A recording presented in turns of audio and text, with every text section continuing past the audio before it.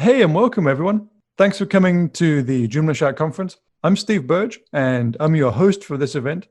This presentation is different from most of the others we've had so far. Most of the others have been hands-on guides to general tips and tutorials for how to navigate around Joomla, how to do different things. And even when we've talked about projects, the speakers have talked fairly generally about multiple projects. This is more of a case study. This is the first session of its type where the speaker talks about one particular site they've built, all the ins and outs, all the challenges that were involved in building it. And so I'm delighted to welcome Robert, who's talking about a site that he built for writers called toolandtrue.com. Robert, you're calling all the way from Sydney, Australia. Welcome. Yes, well, as I should say, good day, everyone. I am Robert Fairhead. I'm from Sydney, Australia. Steve's actually clairvoyant because some of the words that he's used in the introduction, in fact, I'm going to use in my introduction here as well. So that's quite nice. I'm the editor and a contributing writer at Tall and True, and we're going to learn a bit about Tall and True today. I'm also the principal copywriter at Rocher Communications. As Steve said, I'm here today to tell the story of how Joomla helped me build a website for writers, readers, and publishers. Before we start, please note this is not a techie presentation. Again, as Steve stressed, I discuss technology, but my talk today is more of a case study on how Joomla helped me build my dream website. And my hope is that it will give you some ideas on how Joomla can help you build your dream too. But first, some background. And as this is a story about a writer's website, let's start it in the traditional way. Once upon a time. I was born in England in 1962. I emigrated to Australia in 1964 with my family. I was raised in Perth. I moved to Sydney in the 1980s and then travelled and lived overseas until the mid-1990s. As with geographical locations, my career has moved around a bit too. I trained as an electrician, then retrained as a computer programmer back in the twin floppy PC days.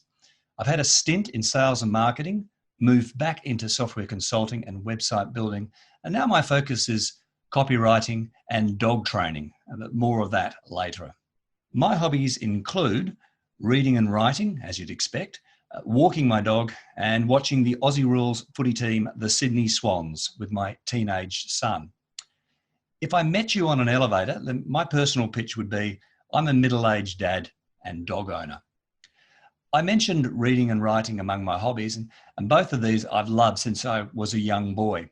In fact, my first published writing was an Enid Blyton Secret 7 Famous 5 style adventure story, Sand Island, in 1972. I was 10 years old. I wrote and illustrated the story. My aunt, who was the only one in our family with a typewriter, typed the manuscript, and my father helped me bind and cover the book in plastic. The treasured first and only edition of Sand Island still exists in my bookcase. Well, I grew up, moved across Australia and headed overseas in 1987. I lived in England and travelled throughout the UK, Europe, Middle East and Africa.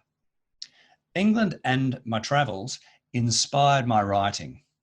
I wrote travel pieces, short stories, long-form fiction, and I even submitted a radio play to the BBC.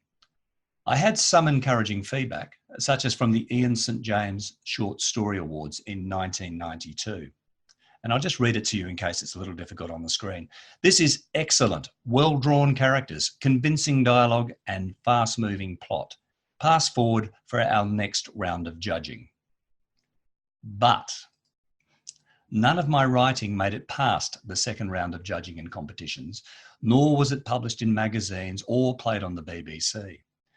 Thankfully, however, these were the days of gentle rejections, such as this lovely one from Bella magazine, also in 1992. I was pleased to receive your short story, Mistaken Identity, which I have read with interest. Sadly, I do not feel that this piece is right for publication in our magazine. I am sorry to disappoint you about this, but wish you every success with it elsewhere. In 1996, I returned home to Sydney, put away my backpack and put my writing on the back burner. In 1998, I set up a consultancy based around IBM, Lotus Notes and Domino. My partners and I provided admin and development services and offered license and product sales. I enjoyed the work, yet I still dreamed of writing. And in 2001, bing, I had a bright idea. I'd build a website for writers, readers, and publishers, a place where writers could share and showcase their work. Readers could read and comment on a wide range of writing, and publishers could unearth new talent for publication, maybe even me. I'd call it Tall and True, shorthand for Tall and True Tales, because the website would showcase fiction and non-fiction writing. I was excited by the prospect, and I got busy with my coloured pencils mapping out the design. At first, I tried building Tall and True using the technologies I knew through my consulting work, Lotus Notes and Domino. As some of you may know, Domino offered, and I still think it does, a web server. However, despite my skills with coloured pencils and mapping entity diagrams, the task proved too difficult. In fairness, the technology may have been able to deliver the website, but building it with Notes and Domino was beyond my technical capabilities. And then, my life and priorities changed dramatically with the birth of my son in 2002. I happily settled into fatherhood and back into 9-to-5 Notes Domino Consulting so I could be home in the evenings and on weekends to look after my growing son. But I kept dabbling on the side with websites. And in 2007, I built a static HTML website for my local dog club, where I'm a long-term volunteer instructor. Remember I mentioned dog training? More on that later. It was a basic brochureware site, as you can see, but I was pretty happy with it until 2008, when I had to update the training dates for the new year. And it was hard to post club news, training tips, and newsletters. In fact, it was impossible to do anything dynamic with the website. Then one day, someone from the dog club mentioned Joomla. He was a developer and said Joomla would make it easy for me to keep the club's website up to date. I bought a book, searched heaps of forums, and joined the Sydney Joomla user group. With a lot of research and help, I launched the first version of the club's website using Joomla in 2009.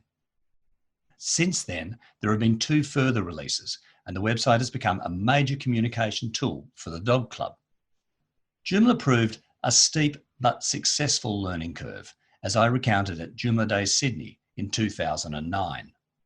Now, you would think that I'd use the experience and knowledge I'd gained from building the dog club's website in Joomla for my Tall and True website.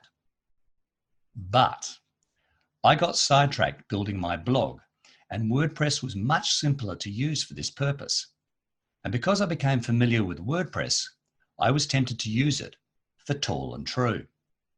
However, I found WordPress too had a steep learning curve and presented its own problems with a bewildering offering of themes and plugins. And so my dream website remained a dream. Until, bing, I stumbled on Joomla Art's magazine template, JA Mags 2, and it got me thinking about Tall and True in a different way. I installed the template and added a bunch of extensions and hacks. As Victor Vogel recommended in his fast and secure Joomla presentation yesterday, I used as few extensions as possible in the website.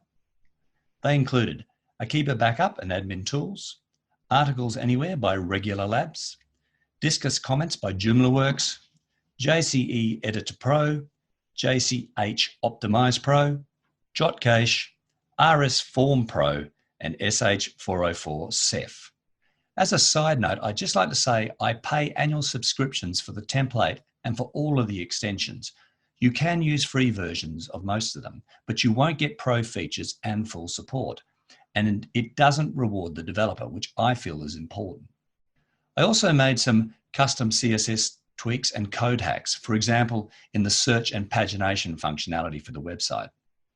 Some of these are template overrides and others are documented hacks.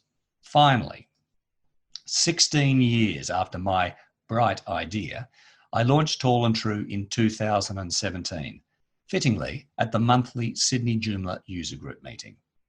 My dream was no longer just a dream. And thanks to the JA Mags 2 template, Tall and True is not just a writer's website. It's an online magazine, blog and forum for writers, readers and publishers. Also fittingly for this middle-aged dad and dog owner, the launch edition of the website had a front page story about my son and our adopted dog. Tall and True recently celebrated its second birthday. The drawn-out dream to build and launch the website taught me many lessons along the way, technical and non-technical. The top 3 are perhaps best summed up in these quotes. Have you ever used a content management system? Check out Joomla. It's super easy to use after the initial what the shock. Now that's an email from the developer who recommended Joomla to me for the Dog Club website in 2008. With due respect to him, Joomla 1.5 was not super easy to use. It was difficult enough wrapping my head around templates, extensions, components, modules, and plugins, let alone having to master CSS tweaks. And as for the admin backend, I couldn't get anyone at my dog club to contribute content to the website because they couldn't find their way around it. Joomla has come a long way since 1.5, and George Wilson's presentation yesterday on new and improved Joomla 4 for content creators showed the promise of a much cleaner and simpler admin backend. But I suspect I'll still be doing CSS tweaks. Number 2, nothing is ever as easy as it looks. That's a quote by me at the Sydney Jug meeting when I launched Tall and True in 2017. I was youngish and naive in 2001. I had a dream, but I didn't have the wherewithal to make it a reality. Again, as George mentioned yesterday, the likes of Wix, Squarespace and Weebly make it so much easier to create your dream website without being a techie. And WordPress is positioning itself in this space with Gutenberg, much to the chagrin of page builder developers like Elegant Themes. By the way, I use their Divi Builder on my WordPress websites. More on that later. While Joomla has a number of quality page builder extensions from third-party developers, I think, like WordPress, it's going to have to natively provide this Gutenberg-style functionality at some stage. And thirdly, a website is nothing without content. Again, me at Joomla Day Australia in Brisbane earlier this year. I was on the verge of launching Tall and True when I realized I didn't have enough content for a magazine website. Luckily for me, as you've seen, I've been writing for a long time. Short stories, travel journals, book reviews, etc. And I was able to repurpose that content for Tall and True. And since then, I've added 2 years of blog posts. Some of the early content is a little cringeworthy, but I'm not trying to win a Pulitzer Prize on Tall and True. The objective is to allow writers, such as myself, to share and showcase their writing and get feedback from readers and publishers. In my opinion, the last point on website content is the most important lesson for all website builders. I am the editor and main contributor at Tall and True, and one of my goals must be to attract more writers, readers, publishers, and eventually editors to the website. To survive, Tall and True needs more content. Fortunately, I still love to write, so I'm more than happy to contribute blog posts and other writing. My hope is that after this presentation, you will visit Tall and True and enjoy browsing the writing. And while doing so, remember, as Maya Angelou said, there is no greater agony than bearing an untold story inside you, which is why I invite you to share and showcase your untold story on Tall and True.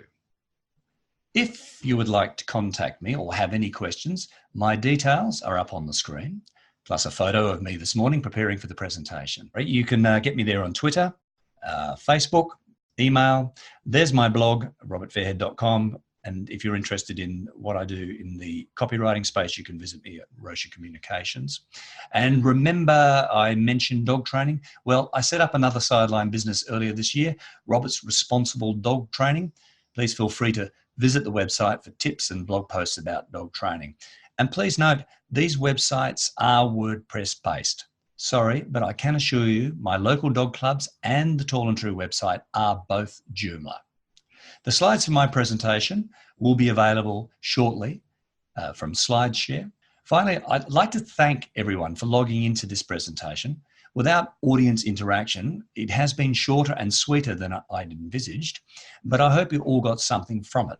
And a big thanks to Steve and Joomla Shack for hosting this conference and for the opportunity to be a part of it and to give something back to the Joomla community. And as this has been a story about a writer's website, let's end it in the traditional way for all concerned. They all lived happily ever after. Now, thank you. If we have time, I'm happy to answer chat questions or do a live demonstration of Tall and True, but that's your call, Steve. So over to you for now. Wonderful. Thank you, Robert. I'm going to open it up to questions. And it seems like we have a couple of requests, at least for a demo of the site. I was going to have a question that might lead into a demo. I was wondering how you collect the information, how you collect the stories from writers. Do you have a submission process? Well, Steve, it's almost as if you and I have been talking before this presentation, because what I'm going to do now is I'm going to pop over to this screen here and I shall do a demonstration for you. Wonderful, thanks. There, okay. So this is the live website, Tall and True.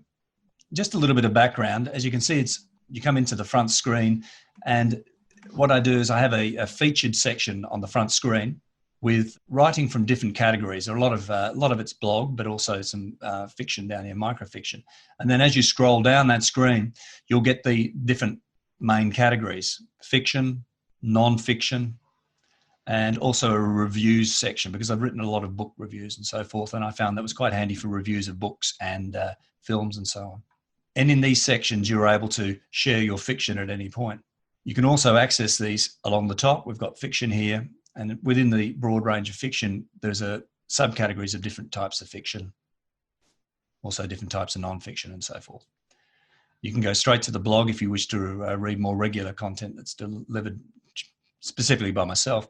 But if you want to share some information or share some stories, you click on share here, and that'll bring up the share your writing page. There are some rules and regulations regarding, or guidelines, if you like, on the writing, and they are specified here under terms and conditions and publishing guidelines. And then what I invite you to do is to submit your writing once you've done so. When you submit the writing, you presented with a fairly bland screen, but the idea is that it's to not be distracting and to collect your basic information. And why don't I run through, if you like, and just enter some information here. Perhaps this is the first time that you've entered some writing, so I'm going to put my name in here. I'm going to use my full name. And I put my email address in. Have I submitted writing before? I'll say no. I want to write under an assumed name. I can enter my bio. And again, of course, you can collect this information beforehand and then copy and paste it in as you see fit.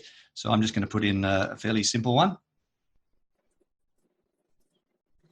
I can choose a photo, a bio. I find that you really do need to have photos if you're going to, bio photos if you're going to have your story look good, because what we do is we put up bios of all the writers so that you can attract people to you, and you can put your Facebook URL and your Twitter URL and so forth, so that you can have interaction outside of the website if you wish.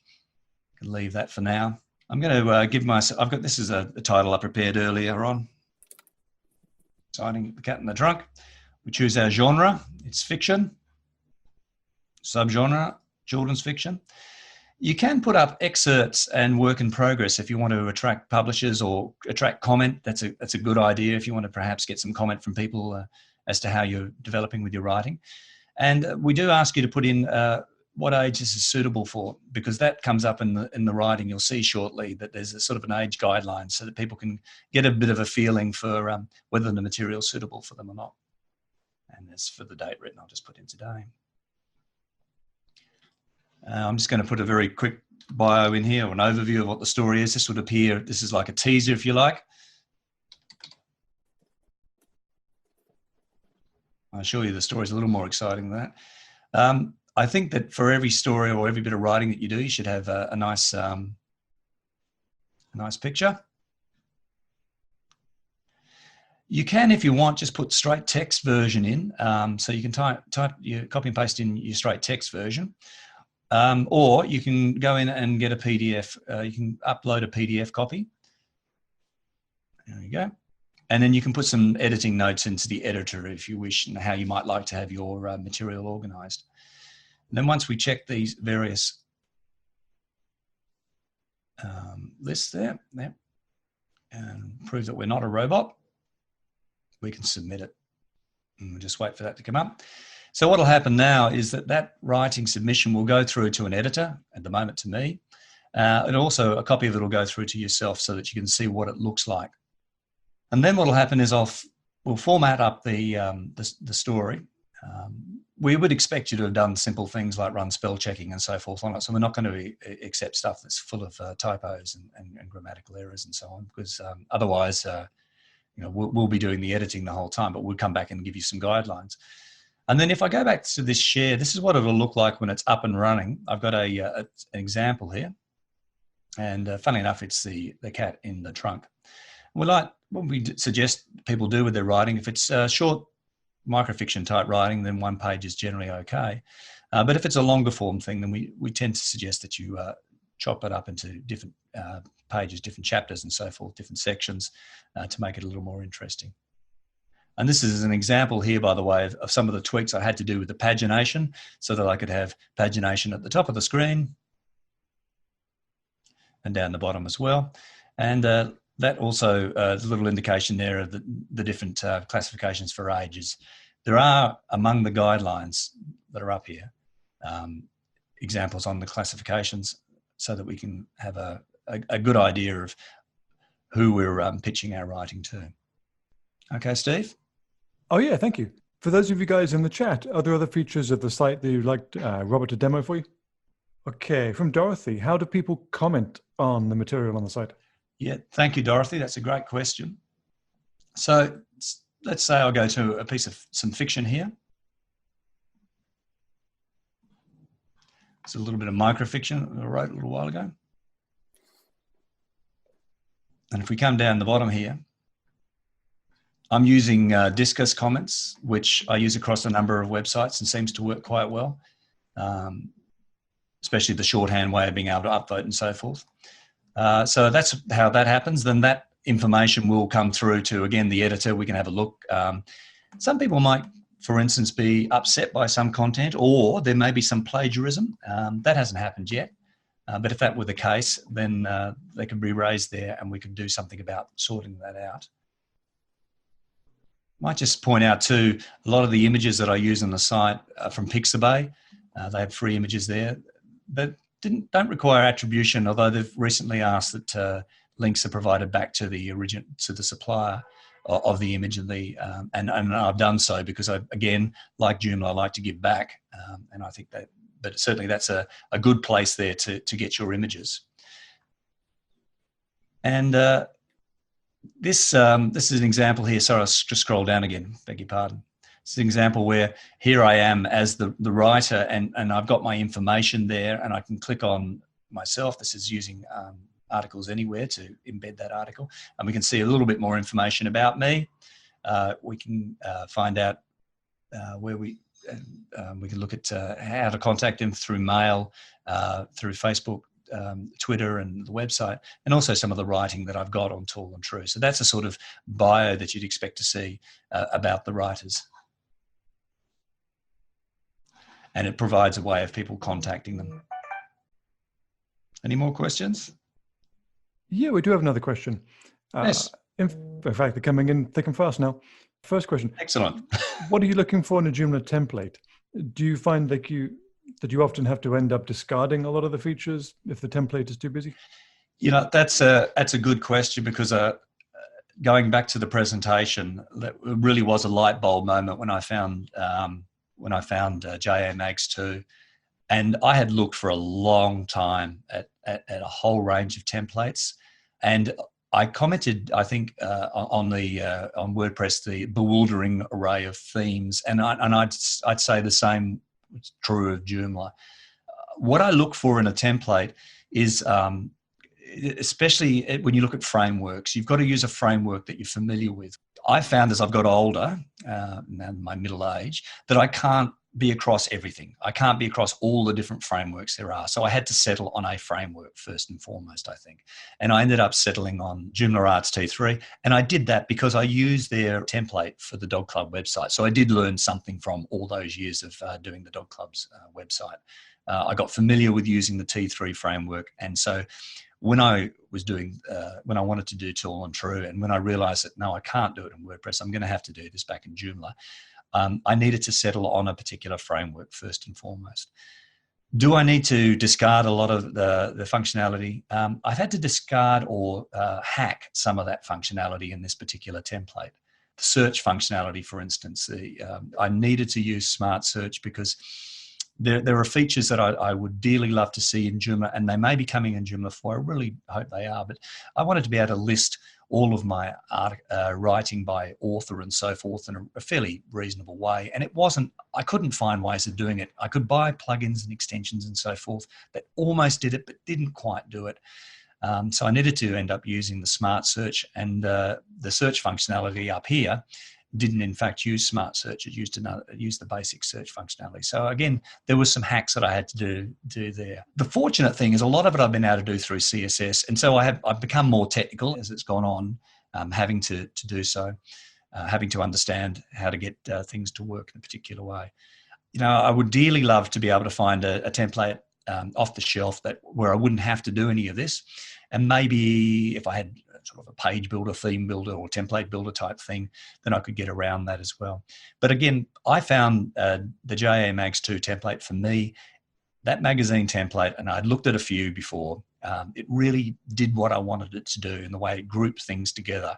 And it enabled me to get rid of it. It had far too many main categories. I didn't need all those categories. I only needed fiction, non-fiction, and reviews. I could then subcategorize from there. So a lot of that, thankfully, was really to do with organizing my categories as opposed to having to necessarily hack the template.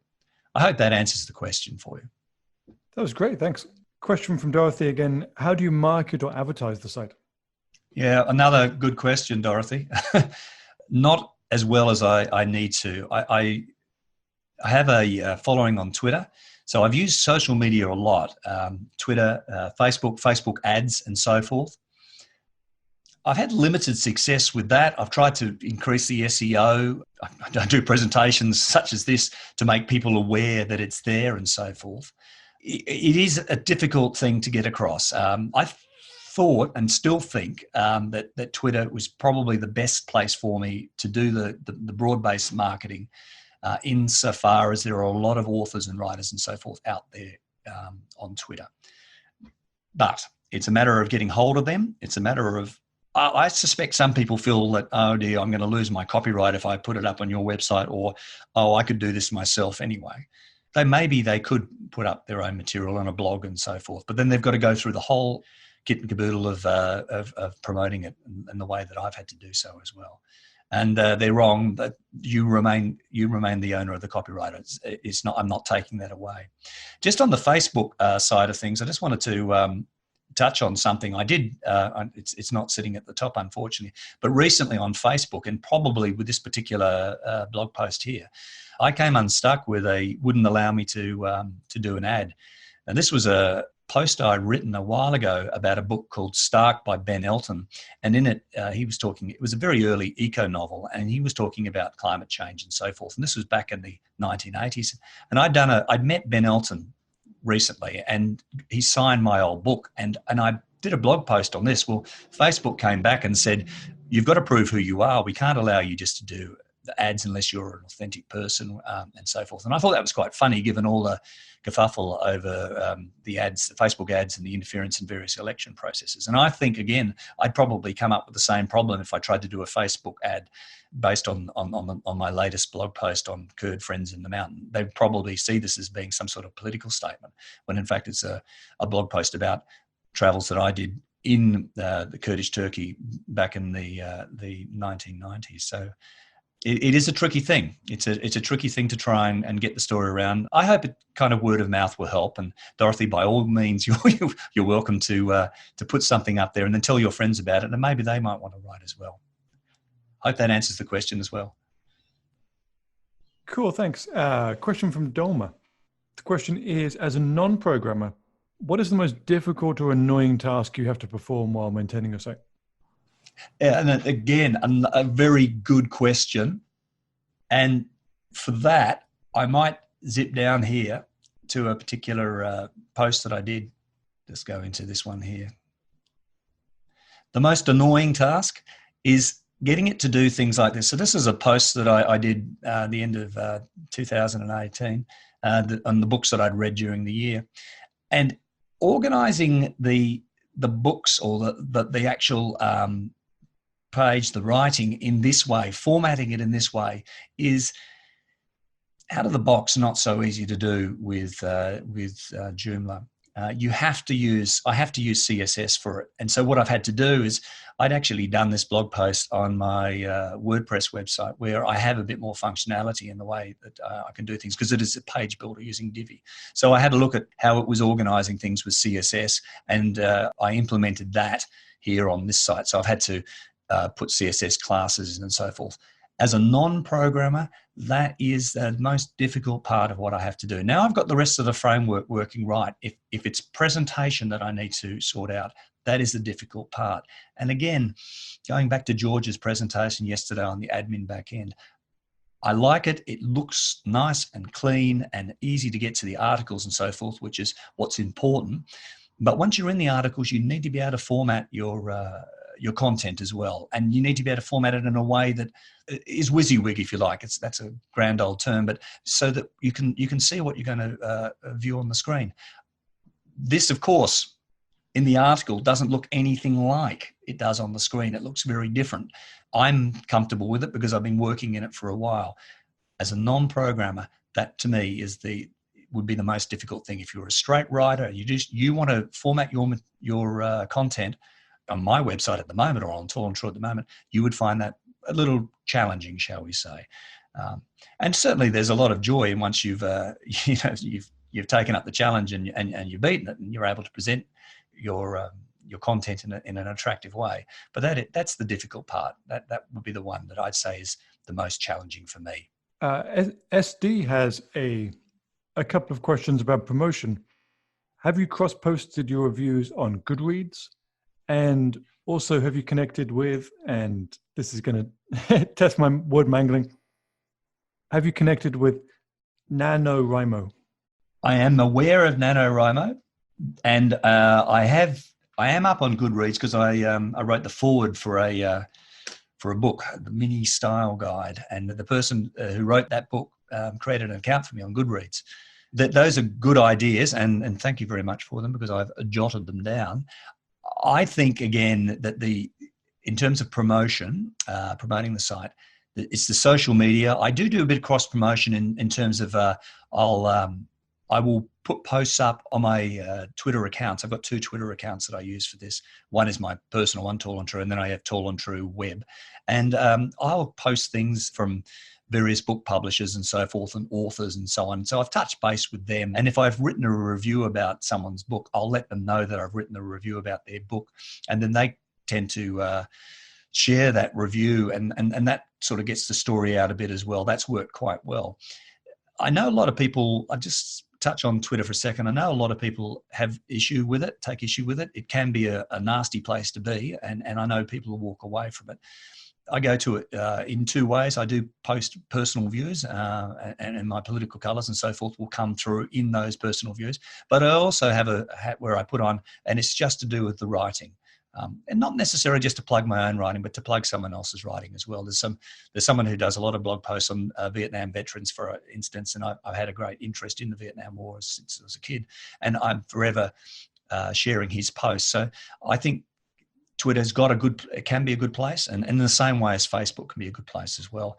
And I think I'm certainly going to look more into that Goodreads and perhaps develop that a little more. Of course, whilst I'm doing all this promoting and formatting the content on the website, I'm not writing, and that is difficult because I do love the writing process as much as anything, and which is why I said later on I'd love to see if I could get some more editors for the website so that it's not just me having to do that. Thank you. Oh, that was absolutely awesome. Thanks, Robert. Well, thank you again, Steve, and thank you again, Joomla Shack, for putting this together, because it was such a shame we couldn't do the Joomla World Conference in London. I've got a friend from Melbourne who was dearly looking forward to going over there and attending the conference. I hope she's logged in today, and I've really enjoyed the presentations. Again, my slides will be available very shortly from SlideShare, and there's some other slides up there you might like to have a look at as well. And I'm looking forward to viewing some of the other slides where I've missed the presentation because of the time difference. But again, thank you very much for slotting me in. There's nothing better than a 9 o'clock in the morning presentation, that's for sure. Cool. So we will edit and post all the videos to the Joomla Shack channel on YouTube. We have one final session today, and that session is from one of my oldest and best friends in Joomla, Joe LeBlanc. He wrote the original book on developing Joomla extensions. He has many of the oldest and still most useful Joomla extension development tutorials out there. And he's going to be talking about building a well-rounded career using Joomla as a base. He started as a Joomla developer and now has his fingers in all sorts of different pies. It's going to be a really interesting presentation, and I'm really glad he's rounding out the conference for us. So we're going to take a 10-minute break or so, and then we're going to come back for the last presentation with Joe. Thank you guys so much for joining us, and I hope you can make one more presentation to round out the event. Thanks, everyone.